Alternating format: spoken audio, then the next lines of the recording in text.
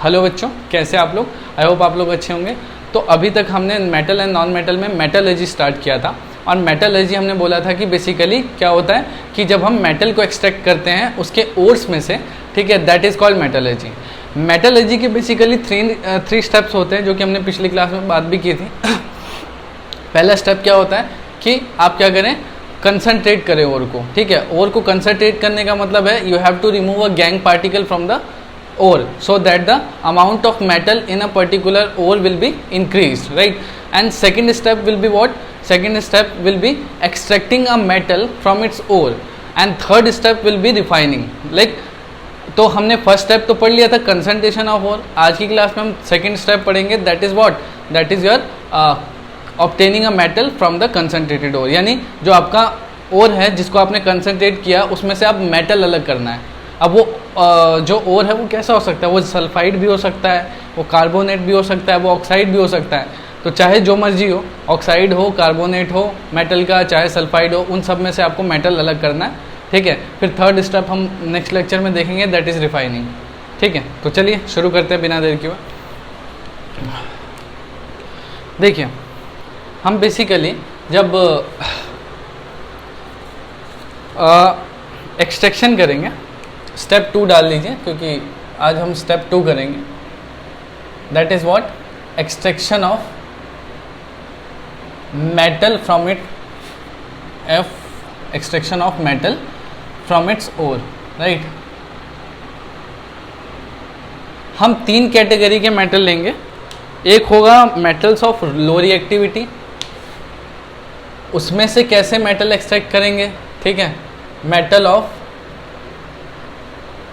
लो reactivity, ऐसे metal के ores जिनकी रिएक्टिविटी बहुत कम होती है, तो उसमें से मेटल कैसे अलग करेंगे। दूसरा कैटेगरी हम पढ़ेंगे मेटल ऑफ मीडियम या मॉडरेट रिएक्टिविटी। मॉडरेट रिएक्टिविटी वाले मेटल के जो ओर होंगे उसमें से मेटल कैसे अलग करेंगे। और metal of high reactivity, right. तो अगर कोई हाई रिएक्टिविटी वाला मेटल का ओर है तो उसमें से आप मेटल कैसे अलग kरेंगे। तो ये 3 कैटेगरी में हमने सब डिवाइड किया। तो सबसे पहले हम कहते हैं metal of low reactivity. Metal of low reactivity में जो कॉमन मेटल होंगे वो क्या होंगे? कॉपर, मैग्नीशियम, एल्यूमिनियम, गोल्ड और प्लेटिनम। सॉरी, कुछ गलत लिखा है, एल्यूमिनियम में सिल्वर, ठीक। तो copper, magnesium, silver, gold, platinum, ये सारे क्या है? ये भी गलत लिखा है। मैग्नीशियम क्या होता है? ज़्यादा रिएक्टिव होता है ना, हमने पढ़ा है। उसकी जगह मर्क्यूरी लिखो, हाँ। तो copper, mercury, silver, gold, platinum, commonly ये मेटल होंगे लो रिएक्टिविटी के, ठीक। तो इन मेटल को आपको एक्सट्रैक्ट करना है इनके रिस्पेक्टिव ओर्स में से, ठीक है। तो सबसे पहले यहाँ पे जो मेथड यूज होगा that is called roasting. Method used here is called roasting. वैसे रोस्टिंग एक बड़ा कॉमन वर्ड है जिसका मतलब होता है किसी चीज़ को हीट करना in excess of oxygen in the presence of oxygen, right. तो उसको बोलते हैं रोस्टिंग। तो हम क्या करेंगे, हम रोस्टिंग करेंगे। अब रोस्टिंग होता है क्या, ये भी लिख देता हूँ कि heating the ore strongly, heating the ore strongly in air, in presence of air. तो सिंपल कुछ भी नहीं करना, आपको ओर लेना है, इन मेटल के रिस्पेक्टिव ओर्स लेने हैं और उसको हीट कर देना है एयर में, ठीक है। तो होगा क्या, देखिए, जब आप रोस्टिंग करेंगे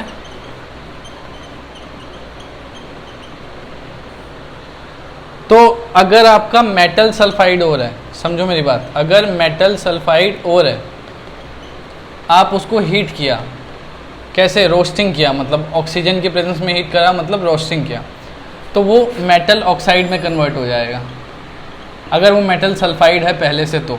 और मेटल ऑक्साइड को अगर फिर हीट करोगे, ठीक है, तब जो है वो मेटल बन जाएगा। तो कुछ ऐसा स्टेप होगा, ठीक। फॉर एग्जाम्पल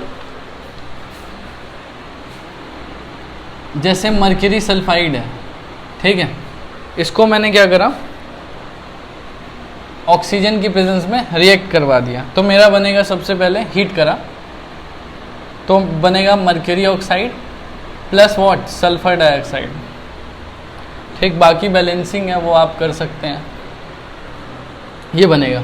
अच्छा वैसे एक बात बताई थी मैंने, मर्क्यूरी सल्फाइड को क्या बोलते हैं, सिनाबार, याद रख लेना, नाम याद रखने होते हैं ओर्स के, तो सिनाबार होता है, ठीक। इससे आपने क्या बना लिया, मर्क्यूरी ऑक्साइड। और मर्क्यूरी ऑक्साइड को अगर आप दोबारा हीट करो, ठीक, तो आपसे क्या हो जाएगा, मर्क्यूरी अलग हो जाएगा और ऑक्सीजन अलग। एक और लिखता हूँ, for example copper sulphide, heat कर दो ऑक्सीजन की प्रेजेंस में, ठीक, तो आपका क्या बनेगा, कॉपर ऑक्साइड, ऑक्साइड बन गया, और सल्फर डाइऑक्साइड।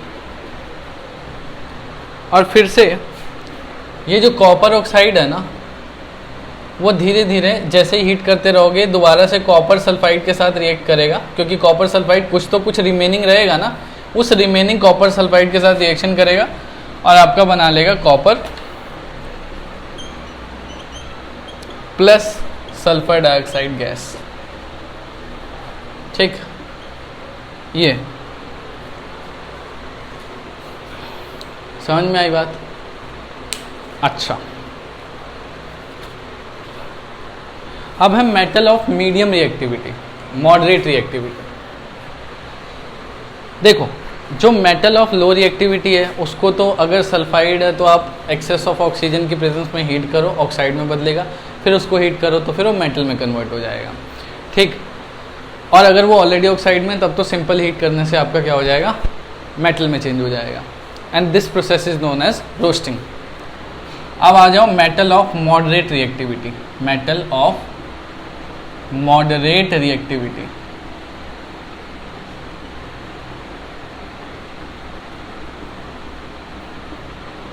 एक सेकेंड रुकना बच्चों। तो देखिए मेटल ऑफ मॉडरेट रिएक्टिविटी में कौन कौन से मेटल देखेंगे आप, जैसे आयरन, जिंक, लेड, कॉमन तो यही होंगे, बाकी और भी हो सकते हैं, ठीक है। कन्वर्जन ऑफ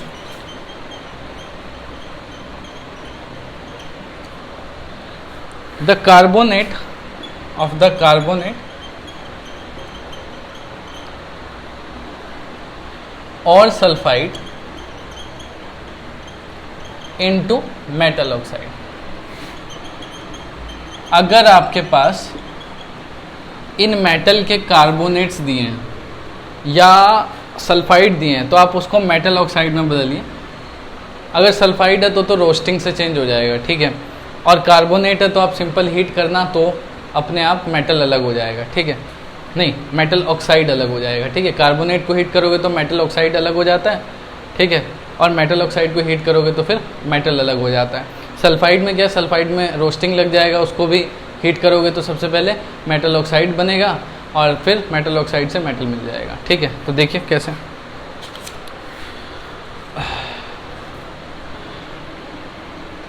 जब आप कार्बोनेट ओर से, मतलब अगर किसी का ओर कार्बोनेट है, जैसे कि आपका जिंक कार्बोनेट है, तो जिंक कार्बोनेट से जिंक निकालने के प्रोसेस को अपन एक कैल्सिनेशन वर्ड देते हैं। क्या बोलते हैं? Calcination.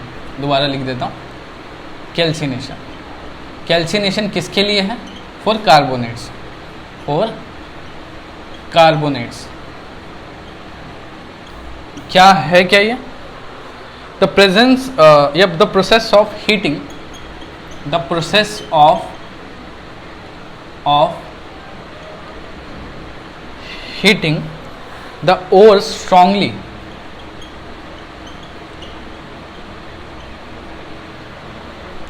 in the absence of air, in the absence of air। अगर आप एयर की प्रेजेंस में हीट करते हो तो वो रोस्टिंग होती है, अगर एब्सेंस ऑफ एयर करते हो तो वो कैल्सिनेशन होता है। और कार्बोनेट्स, जो कार्बोनेट ओर हैं उनके लिए कैल्सिनेशन का इस्तेमाल किया जाता है।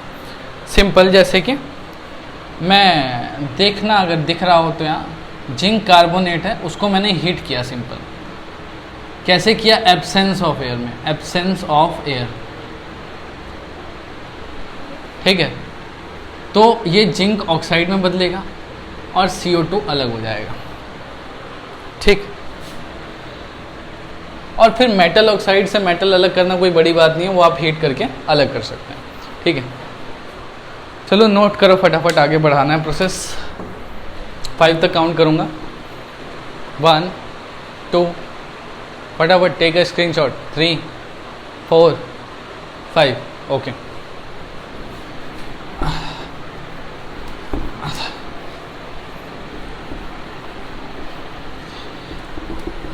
हाँ जी, अगर आपका ओर सल्फाइड होता, जैसा कि मैंने बोला भी था कि मॉडरेट रिएक्टिव जो एलिमेंट है वो सल्फाइड भी बना सकते हैं, कार्बोनेट भी बनाते हैं। जनरली हमने देखा जो लो रिएक्टिविटी वाले एलिमेंट है वो सल्फाइड बनाते हैं, ठीक है। तो अगर आपका मॉडरेट रिएक्टिविटी वाला कोई एलिमेंट सल्फाइड बनाता है, जैसे फॉर सल्फाइड ओर जैसे कि आपका जिंक सल्फाइड है, तो इसके लिए तो आप क्या यूज़ करोगे? रोस्टिंग। आपने पढ़ा तो है पीछे लो रिएक्टिविटी वाले में कि अगर सल्फाइड है तो आप रोस्टिंग यूज़ करोगे, ऑक्सीजन की प्रेजेंस में रिएक्ट करोगे, एक्सेस ऑफ ऑक्सीजन हीट कर दीजिए तो आपका मेटल ऑक्साइड अलग हो जाएगा प्लस सल्फर डाइऑक्साइड अलग हो जाएगा, ठीक।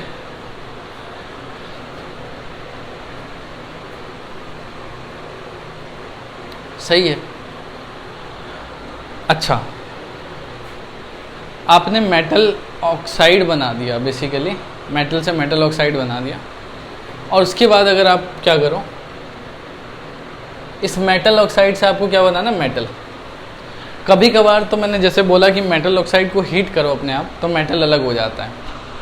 लो रिएक्टिविटी वाले में तो बड़े आसानी से हो जाएगा कि लो रिएक्टिविटी वाले जितने भी एलिमेंट आपने पढ़े, जैसे मर्क्यूरी हो गया, ठीक है, गोल्ड होता या सिल्वर होता, तो silver oxide, mercury oxide, gold का ऑक्साइड अगर बनता, वैसे नहीं बनता है, तो इन सबको हीट करोगे ना तो मेटल अलग हो जाता है आसानी से, ऑक्सीजन अलग हो जाता है, क्योंकि ये मेटल अपने आप में स्टेबल होते हैं, तो इनको ऑक्सीजन से रिएक्ट करने की कोई चुल नहीं है, ठीक है। वो जरूरी नहीं है कि रिएक्टिव फॉर्म में रहें, क्योंकि वो लो अपने आप में क्या है, लो रिएक्टिव वाले एलिमेंट है, वो स्टेबल है, वो रह सकते हैं। जो मॉडरेट वाला है वो इतना स्टेबल नहीं होता, उसको हमेशा ना कोई चाहिए बॉन्ड बनाने के लिए, यानी वो हमेशा ऑक्सीजन के साथ या कार्बोनेट के साथ या सल्फाइड के साथ रहना चाहता है। तो आपको मॉडरेट रिएक्टिव वाले एलिमेंट में से ऑक्सीजन अलग करने के लिए, यानी उसके ऑक्साइड में से ऑक्सीजन अलग करने के लिए आपको एफर्ट लगाना पड़ेगा, यानी आपको उसकी रिडक्शन करनी पड़ेगी।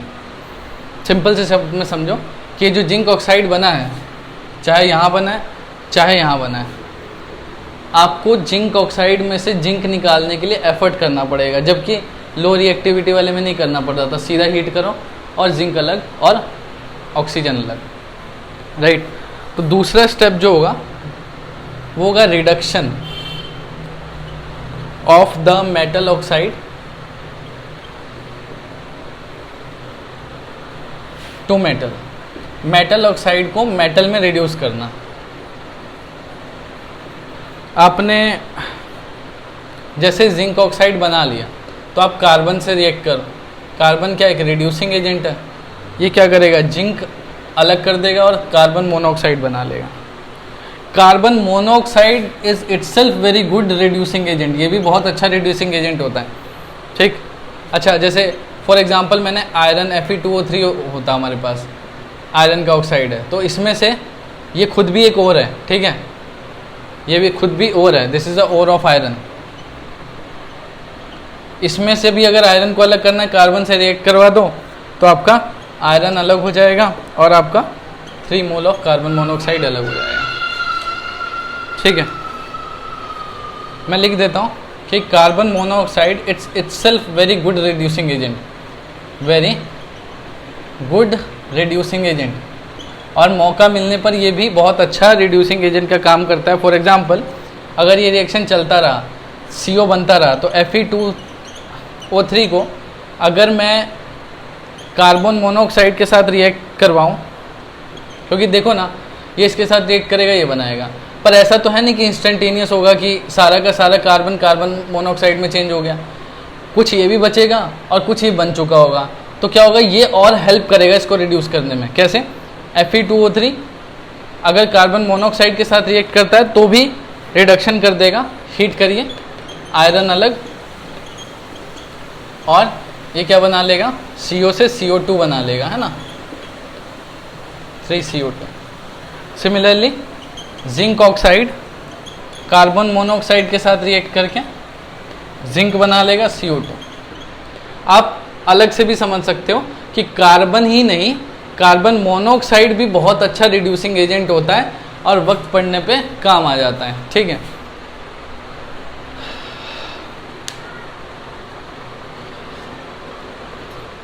पर कार्बन मोनोऑक्साइड गैस पॉइजनस भी होता है, ठीक है, हार्मफुल भी है, तो ज़रा देख के यूज़ करना इसे।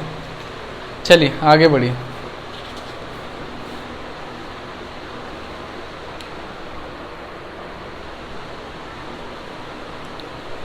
नोट करो ये वाला, तब तक मैं रब कर रहा हूँ।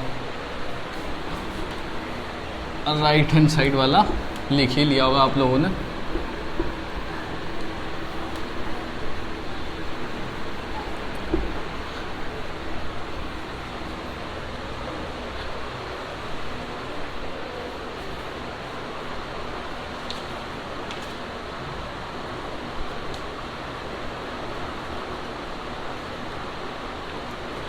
ठीक है, तो ये जो करा है अपने reduction of metal oxide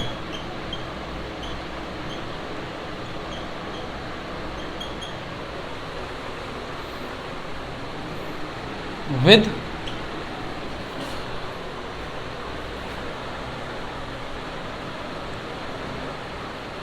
carbon, है ना, आपने मेटल ऑक्साइड का रिडक्शन किया कार्बन के साथ, इज कॉल्ड स्मेल्टिंग। इस प्रोसेस को अपन स्मेल्टिंग बोलते हैं। क्या बोलते हैं?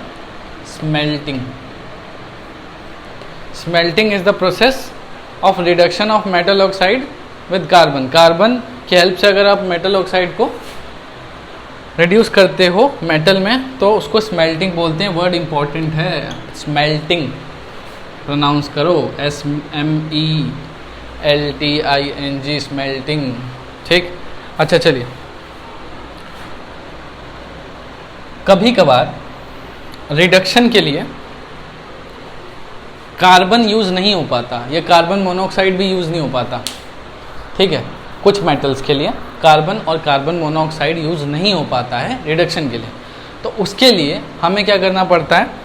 एल्यूमिनियम का यूज़ करना पड़ता है।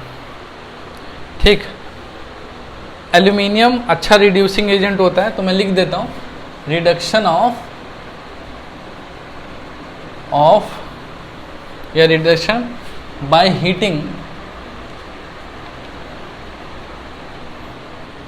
With aluminium. एल्यूमिनियम के साथ हीट करने पर रिडक्शन हो जाती है कुछ एलिमेंट्स के लिए, क्योंकि जिनमें कार्बन और कार्बन मोनोऑक्साइड काम नहीं आता है, जैसे कि ठीक है, जैसे कि MnO2, मैग्नीज ऑक्साइड। इसके लिए आप कार्बन या कार्बन मोनोऑक्साइड का इस्तेमाल नहीं कर सकते, तो इसके लिए एल्यूमिनियम यूज़ करना पड़ता है। बनता क्या है? मैग्नीज बनता है बच्चों, और साथ में Al2O3 बनता है। बाकी बात बैलेंसिंग की है, बैलेंसिंग तो ये रही 3Mn। पर बच्चों बैलेंसिंग हर रिएक्शन के लिए याद नहीं रखना पड़ता। बैलेंसिंग केवल तब के लिए है जब आप केमिकल रिएक्शन एंड इक्वेशन कर रहे हो। ठीक है, कोई दिक्कत नहीं है। बाकी बैलेंसिंग कोई बड़ी बात भी नहीं है, हो सके तो ज़रूर कर देना एग्ज़ाम में, अगर हो पाए तो बहुत अच्छा है कि बैलेंस रिएक्शन लिख दो। ठीक है, चलिए, इसके अलावा क्रोमियम ऑक्साइड Cr2O3, एल्यूमिनियम तो क्रोमियम अलग हो जाएगा मेटल, Al2O3। तो ये दो मेटल याद रखना, मैग्नीज ऑक्साइड और Cr2O3, इन दोनों के ऑक्साइड, मैग्नीज का ऑक्साइड और क्रोमियम का ऑक्साइड, कार्बन या कार्बन मोनोऑक्साइड से रिड्यूस नहीं हो पाता, तो अपन एल्यूमिनियम यूज़ करते हैं उसके लिए। ये इंपॉर्टेंट पॉइंट है, ठीक है। इसके अलावा Fe2O3 के लिए भी आप कर सकते हो, पर इसके लिए कार्बन भी यूज़ कर सकते हो, ठीक है। 2Fe प्लस Al2O3 ये बनता है।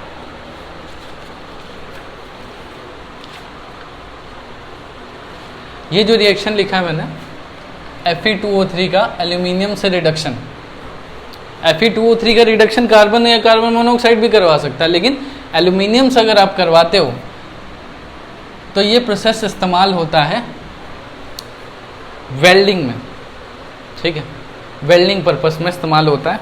मैं लिख देता हूँ, ये क्या है, एल्यूमिनियम पाउडर है।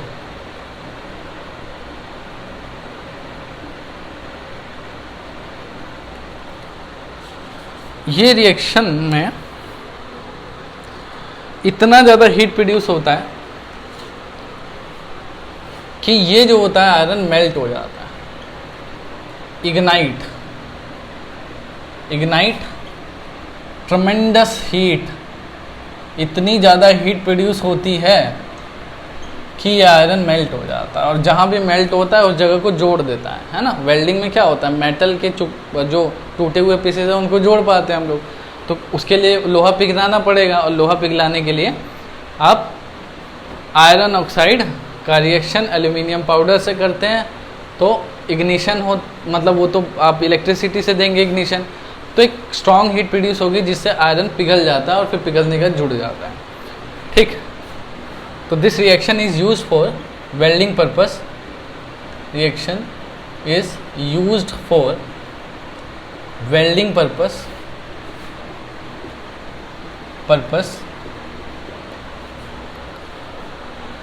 for broken parts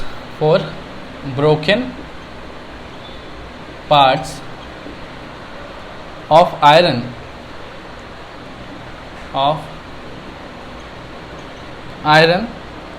machinery,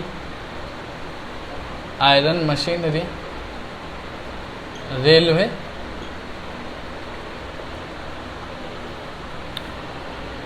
trucks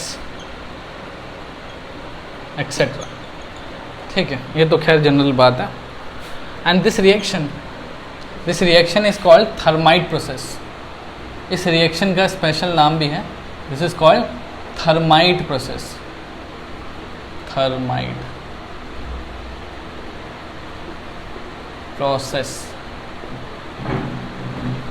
कुछ इंपॉर्टेंट वर्ड है यार, याद रख लेना, ठीक है।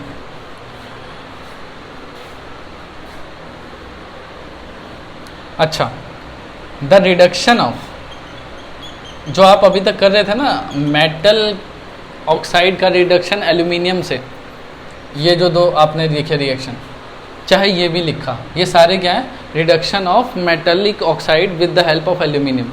This type of reaction is called aluminothermy, ठीक है। क्या बोलते हैं, aluminothermy, the reduction of metal oxide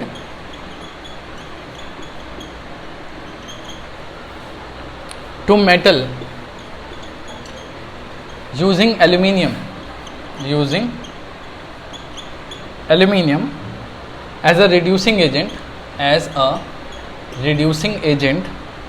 is called aluminothermy,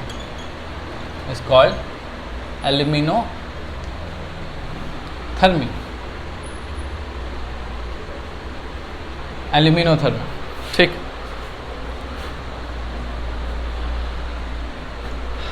तो ये तो था बच्चों रिडक्शन ऑफ मेटल ऑक्साइड, ठीक। हमने अभी तक क्या किया, वो और जो लो रिएक्टिविटी जो मॉडरेट रिएक्टिविटी वाले एलिमेंट के थे उनमें से हमने मेटल एक्सट्रैक्ट किया बाय डिफरेंट प्रोसेसेस, राइट। अब हमें थर्ड पढ़ना है मेटल ऑफ हाई रिएक्टिविटी। अच्छा, हाई रिएक्टिविटी वाले मेटल जो होते हैं उनमें से मेटल, मतलब हाई रिएक्टिविटी वाले मेटल के जो ओर्स होते हैं उनमें से मेटल अलग करना बहुत आसान होता है, ठीक है, क्योंकि वो तुरंत ही अलग हो जाते हैं। By the process of electrolysis. अब वो करके दिखाएंगे हम लोग, पर ये नोट कर लो। उसमें ना रिफाइनिंग नहीं करनी पड़ती है, अपने आप मतलब जो आपको चीज़ मिलती है after extraction, that is a pure element, right, pure metal.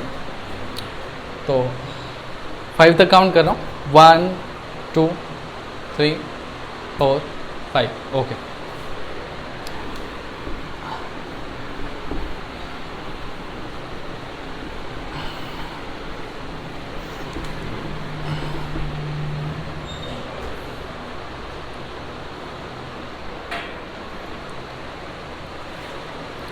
ठीक है, अब क्या डालना है heading?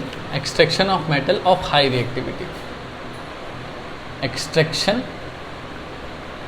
Of metal of high reactivity. High reactivity वाले एलिमेंट जो और जिस ओर में पाए जाते हैं उनमें से मेटल कैसे अलग कराएं, यही है सवाल। हाई रिएक्टिविटी वाले जब एलिमेंट की बात करते हैं तो दिमाग में आता है sodium, potassium, magnesium, calcium, right, जो मेजर एलिमेंट मुझे दिखते हैं, और एल्यूमिनियम, और भी हो सकते हैं, पर ये मेजरली एलिमेंट है। एक तो तरीका है कि जो भी आपका हाईली रिएक्टिव मेटल है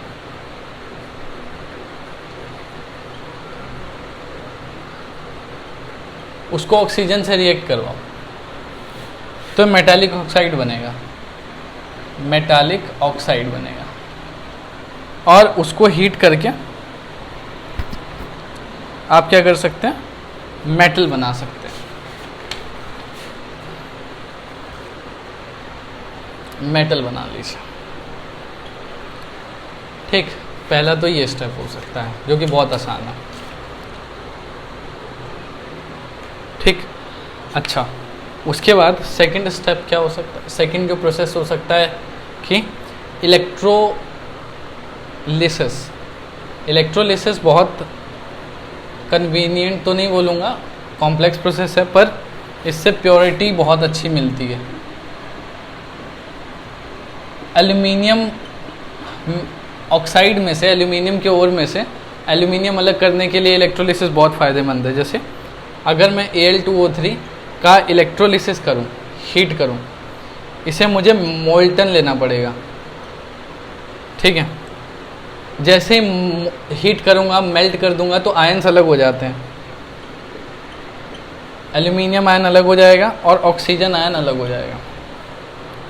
फिर आपको पता ही है प्रोसेस क्या होता है, एक कोई सॉल्यूशन लेना पड़ता है आपको। सॉल्यूशन कोई नहीं, इसी का मोल्टन फॉर्म लेना पड़ता है, यानी ये आपका क्या है? Molten Al2O3।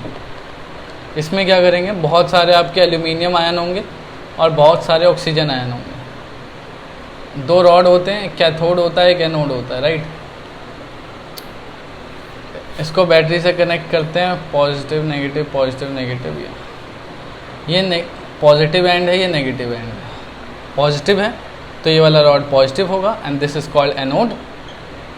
ये नेगेटिव है तो ये वाला रॉड नेगेटिव होगा, this is called cathode. Cathode पर कौन जाते हैं? कैटायन जाते हैं, ठीक है। तो at cathode what reaction will take place? Cathode पर कैटायन जाते हैं, और कैटायन क्या है? Al3 पॉजिटिव, तो दैट विल गेन इलेक्ट्रॉन। याद रखना, कैथोड पर कैटायन जाते हैं, इसीलिए उसका नाम कैथोड पड़ा है।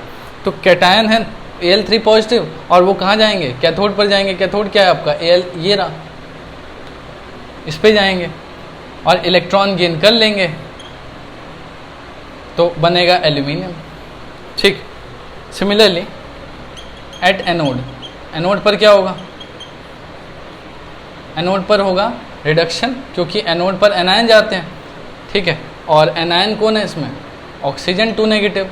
ऑक्सीजन 2 नेगेटिव क्या करेगा? एनोड पर क्या होता है? याद रखना, ऑक्सीडेशन। कैथोड पर क्या होता है? रिडक्शन। अब यार जगह नहीं है तो इसलिए थोड़ा कम में समझो। ये बनेगा O बाय लूजिंग 2 इलेक्ट्रॉन।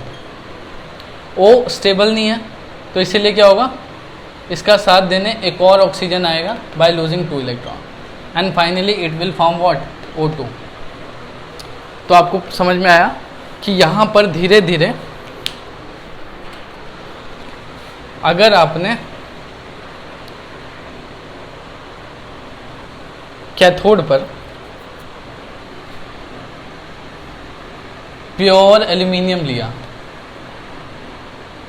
ठीक है, या मान लो आपने ये इलेक्ट्रोड लिया प्लेटिनम का, ये भी लिया प्लेटिनम का, ठीक है, तो धीरे धीरे एल्यूमिनियम यहाँ पर डिपॉजिट हो जाएगा कैथोड पर से, ठीक।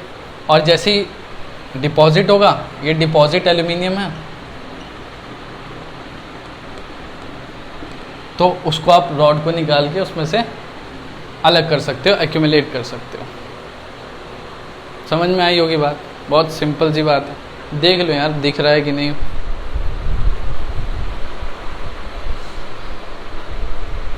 ठीक है, नज़र आ रहा है। एक बार और समझा देता हूँ क्या हो रहा है कि जैसे ही आप किसी ऑक्साइड जैसे एल्यूमिनियम ऑक्साइड को मेल्ट करेंगे, उसके क्योंकि मेल्ट करने के बाद स्पेस क्रिएट हो जाता है, आयंस मोबाइल हो जाते हैं, फ्री हो जाते हैं, तो आयंस जो है फ्लो करेंगे सॉल्यूशन के अंदर। वो उसमें से जो कैटायन है वो कैथोड की तरफ जाएगा, एनायन जो है एनोड की तरफ जाएगा। कैटायन क्या है Al3 पॉजिटिव, वो कैथोड की तरफ जाएगा। एनायन क्या है जो आपका O2 नेगेटिव, वो एनोड की तरफ जाएगा, ठीक है। और कैथोड पे जो कैटायन जाएगा वो वहाँ पर एल्यूमिनियम की फॉर्म में डिपॉजिट हो जाएगा बाय लूजिंग इलेक्ट्रॉन, क्योंकि आयन डिपॉजिट नहीं होते पर मेटल डिपॉजिट हो जाते हैं, ठीक है। तो ये जो एल्यूमिनियम बना है सॉलिड फॉर्म में बना है और वो यहाँ जाके डिपॉजिट हो जाएगा और फिर आप उसको अलग कर सकते हैं, एक्सट्रैक्ट कर सकते हैं, ठीक। चलिए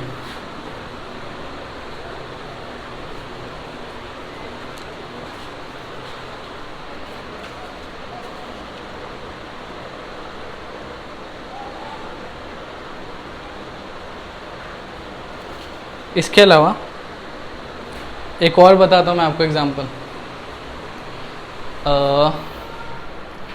ये कर लो नोट।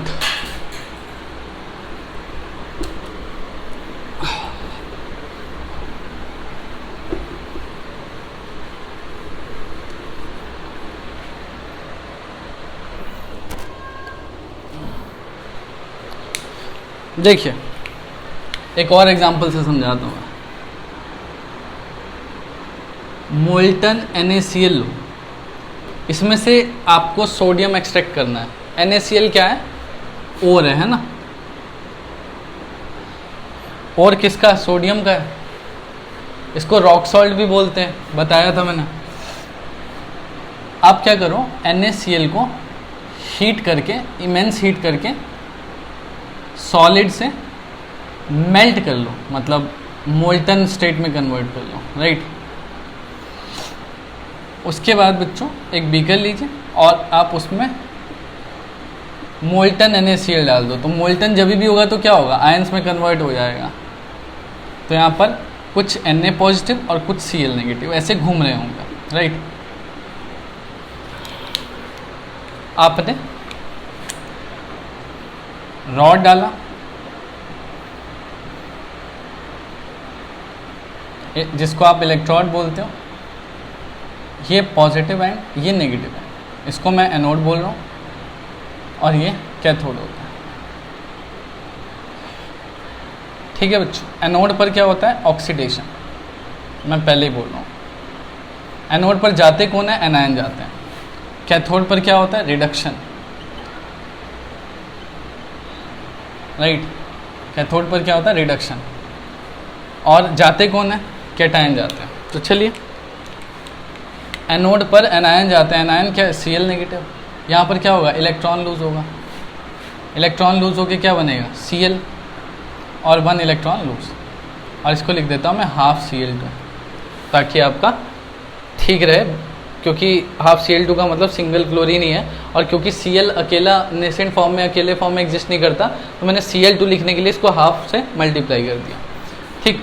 यहाँ पर कैथोड पर क्या होगा, कैटायन जाते हैं। कैटायन क्या करेंगे, इलेक्ट्रॉन गेन करेंगे और ये बना लेंगे। तो यहाँ पर कैथोड पर क्या हुआ, सोडियम मेटल मिला आपको। और याद रखना, ये जो मिलता है ना प्योर है, इसको रिफाइनिंग की जरूरत नहीं होती, और सारे प्रोसेसेस में रिफाइनिंग अलग से करनी पड़ती है, लेकिन जब आप इलेक्ट्रोलिसिस से कोई मेटल ऑब्टेन करते हो तो you need not to perform refining process, right, you will get already a refined product. तो ये जो प्रोसेस हम कर रहे हैं ना इलेक्ट्रोलिसिस, वो रिफाइनिंग है एक्चुअली। तो यहाँ पर क्या जमा हो जाएगा बच्चों, Na सोडियम मेटल, और उसे आप फिर अलग कर सकते हैं, स्क्रैप आउट कर सकते हैं। ठीक, समझ में आई बात?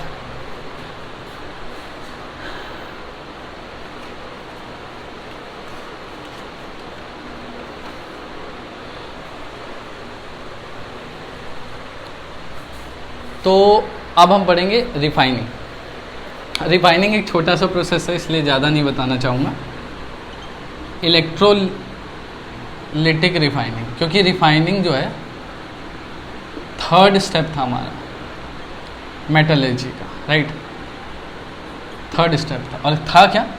It is the process of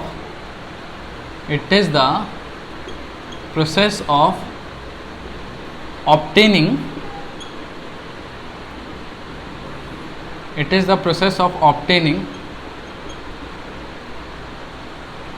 metal, pure metal, या आप क्रूड मेटल बोल दो, better word is what, crude metal, from impure metal. Impure metal को रिफाइन करके आप क्रूड मेटल बनाते हो, and that is called electrolytic refining. अब क्योंकि वर्ड है इलेक्ट्रोलिटिक, तो ये किस प्रोसेस से होगा? इलेक्ट्रोलिसिस से ही होगा। एक एग्जांपल देके बताता हूँ आपको कॉपर ऑक्साइड का।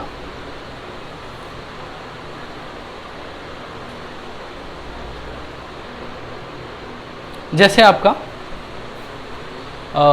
एक सेकेंड,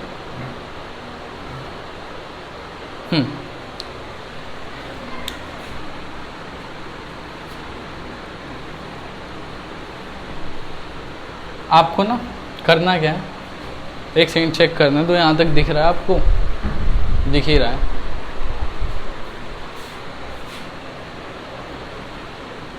मैं रुक जाओ, यहाँ समझाता हूँ आपको। इसे नोट करो फटाफट, लेफ्ट हैंड साइड वाले को, 5 तक काउंटिंग, 1 2 3 4 5, बस।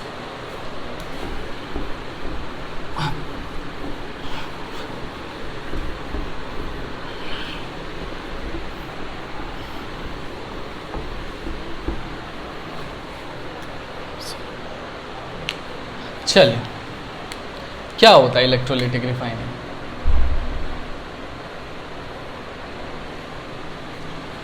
आपके पास एक बीकर है, थोड़ा बड़ा ले लो यार। इसमें आपने सेम 2 रॉड डिप करें,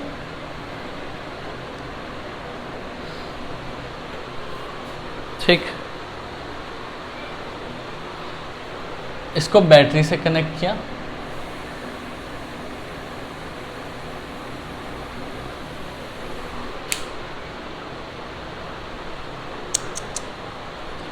जिस भी मेटल को रिफाइन करना है आपने, जैसे फॉर एग्जांपल मेरे पास कॉपर सल्फाइड था, मैंने उससे कॉपर ऑक्साइड बनाया, कॉपर ऑक्साइड को मैंने हीट करके कॉपर बना लिया, ठीक। अब उस कॉपर को मुझे अलग करना है, उस कॉपर को मुझे प्योर करना है, ठीक है, क्योंकि जो कॉपर मिला मुझे वो इम्प्योर था। तो उस कॉपर को प्योर करने के लिए करूँगा क्या मैं? ये पॉजिटिव है, ये नेगेटिव, तो ये वाला रॉड पॉजिटिव और ये नेगेटिव। एनोड है, एनोड पर मैं लगाऊंगा इम्प्योर मेटल। क्या लगाएंगे? Impure metal. और यहाँ पर मैं क्या यूज़ करूँगा? कोई भी अनदर रॉड, लाइक मैंने प्लेटिनम यूज़ कर लिया, प्लेटिनम इलेक्ट्रोड यूज़ कर लिया, या मैं, चलो प्लेटिनम ही रहने दो,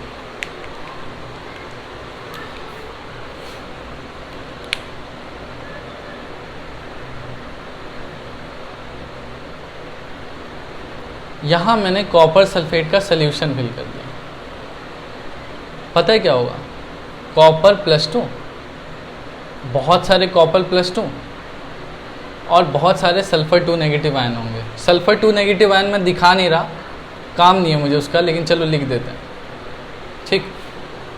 अब होगा क्या, जैसे ही प्रोसेस शुरू होगा बैटरी ऑन होगी, तो ना ये जो रॉड है वो धीरे धीरे मेल्ट होगी। क्यों? क्योंकि एनोड पर क्या होता है, ऑक्सीडेशन होता है। अब मैं तुम्हें बताता हूँ एनोड पर होगा कैसे। एनोड पे होगा ऑक्सीडेशन, और ऑक्सीडेशन का मतलब जो कॉपर है वो किस में कन्वर्ट हो जाएगा, कॉपर +2 में, और इट विल लूज 2 इलेक्ट्रॉन। ठीक है जी। चलिए, कॉपर ने 2 इलेक्ट्रॉन लूज किए और कॉपर +2 बना दिया, राइट। उसके बाद ये तो क्या था, कॉपर था। इसमें जो भी इम्प्योरिटी होगी, याद रखना इम्प्योरिटी कभी आयंस में कन्वर्ट नहीं होते, सिर्फ प्योर मेटल ही आयंस में कन्वर्ट होते हैं। तो ये कॉपर सॉलिड जो है वो इसमें से जो भी इम्प्योरिटी होगी वो आयन नहीं बनाती, सिर्फ प्योर चीज़ आयन बनाती है, यानी प्योर मेटल आयन बना रहा है। तो धीरे धीरे बना ये आयन बना के सॉल्यूशन में निकल जाएगा। क्यों? क्योंकि इसका ऑक्सीडेशन हो रहा है। यहाँ पर ये सॉलिड फॉर्म में था, यानी यहाँ पर ये कॉपर सॉलिड था जब रॉड था, और रॉड जब पिघली तो कॉपर +2 आयन बना लिया, और वो कहाँ जाएगा, सॉल्यूशन के अंदर जाएगा। ठीक है, समझ में आ रहा है। कैथोड पर क्या होगा, कैथोड पे होता है बच्चों रिडक्शन। रिडक्शन में क्या होगा, जो कॉपर +2 है जो बना है, या जो सॉल्यूशन में है, जो यहाँ से निकला, ठीक है, वो कॉपर +2 कहाँ जाएगा, इसके पास जाएगा कैथोड पर, और वहाँ जाके वो 2 इलेक्ट्रॉन रिसीव कर लेगा और कॉपर बना लेगा सॉलिड। अब यहाँ जो कॉपर बना वो प्योर है, यहाँ जो कॉपर लिया था आपने वो क्या था, इम्प्योर था। इम्प्योर कॉपर से कॉपर आयन बना, आयन सिर्फ प्योर वाला पार्ट ही बनाएगा, तो जो भी इम्प्योरिटी होगी वो रॉड की फॉर्म में रह जाएगी, वो कभी भी पिघल के आयन्स नहीं बनाते। फिर वो आयन कैथोड पर जाके इलेक्ट्रॉन रिसीव करके कॉपर सॉलिड बनाएगा, और ये बनेगा प्योर। तो यहाँ से धीरे धीरे कॉपर डिपॉजिट हो जाएगा, and then you can scrap out. ठीक है, जैसे कि आपने पीछे भी पढ़ा, ठीक है, जब आप मोर एक्टिव एलिमेंट का एक्सट्रैक्शन पढ़ रहे थे, यहाँ पे क्या होगा, कॉपर डिपॉजिट हो जाएगा, then you can scrap out, you can remove by any method, right. तो बच्चों ये था आपका क्या, हमने extraction of metal from its ore देखा, जिसको हमने 3 कैटेगरी में डिवाइड किया। एक बहुत ज़्यादा लीस्ट रिएक्टिव था, एक क्या था, मॉडरेट रिएक्टिव वाले एलिमेंट के ओर देखे, और एक हाईली रिएक्टिव वाले ओर के एलिमेंट देखे। जो आपका जो लीस्ट रिएक्टिव वाला था उसमें आपको सल्फाइड ओर जनरली थे, और उसको आप रोस्टिंग से अलग करते थे, यानी आप उसको पहले एक्सेस ऑफ ऑक्सीजन से रिएक्ट करके ऑक्साइड बनाते और तो फिर हीट करके उसे मेटल और ऑक्सीजन में अलग कर देते थे। जो मॉडरेट रिएक्टिविटी वाले थे उनमें क्या करना पड़ता था आपको कि अगर तो आपका कार्बोनेट है तो आप हीट करो कैल्सिनेशन प्रोसेस से आप क्या करते थे, उसे हीट करते थे। तो हीट करना कैल्सिनेशन से मतलब इन अब्सेंस ऑफ ऑक्सीजन आपको हीट करना है, तो उससे क्या होता था, मेटल अलग हो जाता था, मेटल ऑक्साइड अलग हो जाता था, और बाकी इम्प्योरिटी अलग हो जाती थी। लेकिन अगर आपका सल्फाइड और होता था मॉडरेट वाले में, तो आपको क्या करना पड़ेगा, फिर आपको जो प्रोसेस इस्तेमाल करने का, दैट इज़ रोस्टिंग। ठीक है, तो रोस्टिंग आपको पता ही है, पहले ऑक्साइड में बदलो, फिर हीट करो, तो फिर आप मेटल ऑब्टेन कर सकते हैं। नहीं, मेटल ऑब्टेन नहीं कर सकते मॉडरेट रिएक्टिविटी वाले में। समस्या ये आती है, मॉडरेट रिएक्टिविटी वाले एलिमेंट क्या करते हैं, वो ऑक्सीजन से डायरेक्ट अलग नहीं होते, उनको ऑक्सीजन से अलग करने के लिए किसी न किसी रिड्यूसिंग एजेंट की ज़रूरत पड़ती है, जैसे कि कार्बन और कार्बन मोनोऑक्साइड। ठीक है, लेकिन कुछ मॉडरेट रिएक्टिव वाले एलिमेंट जैसे कि क्रोमियम और मैग्नीज के ऑक्साइड कार्बन और कार्बन मोनोऑक्साइड से रिड्यूस नहीं हो पाते, तो उसके लिए हम एल्यूमिनियम को एज अ रिड्यूसिंग एजेंट इस्तेमाल करते हैं। ठीक है, तो that reaction is known as aluminothermic, right. तो ये सब बातें हो चुकी हैं, और लास्ट प्रोसेस होता है रिफाइनिंग। रिफाइनिंग में अपन क्या करते हैं, अगर हमें इम्प्योर मेटल मिला, ठीक है, तो जो कि आपको या तो मॉडरेट रिएक्टिव वाले में मिलेगा या लीस्ट रिएक्टिव वाले में मिलेगा। हाईली रिएक्टिव एलिमेंट में जब भी आप करोगे अलग सेपरेशन, तो वो रिफाइनिंग प्रोसेस से ही होता है, उसमें हमेशा प्योर ही मिलता है। पर अगर आप मॉडरेट रिएक्टिव वाले एलिमेंट की बात कर रहे हो या लीस्ट रिएक्टिव वाले एलिमेंट की, तो उन एलिमेंट्स की जो आपको मेटल ऑब्टेन करते हो उसकी रिफाइनिंग करनी पड़ती है, क्योंकि वहाँ पर मेटल प्योर नहीं मिलता आपको। ठीक है, तो आप रिफाइनिंग करते लास्ट प्रोसेस में, रिफाइनिंग कुछ भी नहीं करना है, इलेक्ट्रोड एनोड और कैथोड लगाने हैं, ठीक है। और एनोड पर याद रखना हमेशा क्या लगाना है आपको, इम्प्योर मेटल, ठीक है। और कैथोड पे क्या होगी आपकी डिपोजिशन होगी। तो ठीक है, थैंक यू सो मच। इतना ही है क्लास में, और आपका जितना मेटलर्जी का पार्ट था वो ख़त्म हो गया। नेक्स्ट क्लास में फ्लो चार्ट से मैं सारा जो प्रोसेस है एक बार क्लियर कर दूंगा दोबारा से, और आप इस लेक्चर को यार एक दो बार देखो, अगर नहीं समझ में आ रहा है, पर आई होप कि मतलब समझ में आया होगा, पर फिर भी नहीं आ रहा तो एक बार लेक्चर को रिवाइंड करके देख लो, ठीक है। और नेक्स्ट प्रोसेस में हम नेक्स्ट क्लास में शायद हम लोग कोरोजन पढ़ेंगे, और कोरोजन के कंडीशंस पढ़ेंगे और उसकी प्रिवेंशन पढ़ेंगे, ठीक। तो थैंक यू सो मच अभी तक के लिए, बाय बाय, टेक केयर।